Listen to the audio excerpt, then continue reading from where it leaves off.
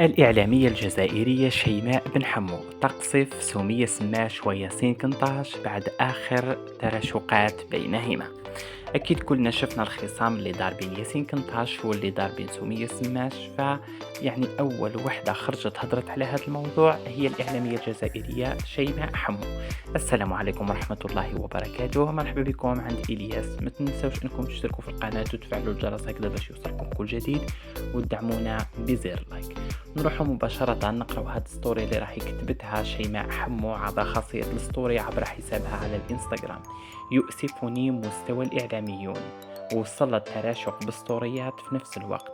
اللي الناس راح تتراشق بالصواريخ صدقوني انه يوم ما يخلصوش بالثلاث اشهر وتتخلى عنهم القناة لسبب او اخر راح يفهموا مدى تسرعهم واندفاعهم رغم سنهم المتقدم وخبرتهم في المجال. 8 سنين كانت كافية بالنسبة لي باش نفهم أنه القناة مجرد محطة، وأنه الدفاع يكون على نفسك وصورتك لا أكثر. شكون كان كيما الجزائرية في وقتها؟ ونهار تغلقت كل واحد دافع عليها لقى روحو يحوس على خدمة. ارتقوا يرحم والديكم راهم يشوفونا الجناس كامل.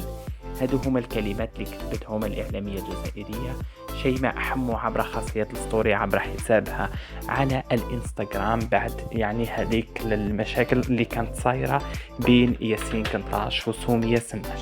الجمهور هنا تقسم إلى مدافعين على ياسين كنطاش وقناة النهار، وجزء يدافع على سومية سماش وقناة الشروق. انتم أعزائي المشاهدين اكتبوا لنا في التعليقات كيفاش تشوفوا هذا المشكل، واللي شكون اللي معه حق، ياسين كنطاش ولا سمية سماش، ورأيكم في كلام شيماء حمو. وشكرا لكم والسلام عليكم ورحمة الله وبركاته وإلى اللقاء.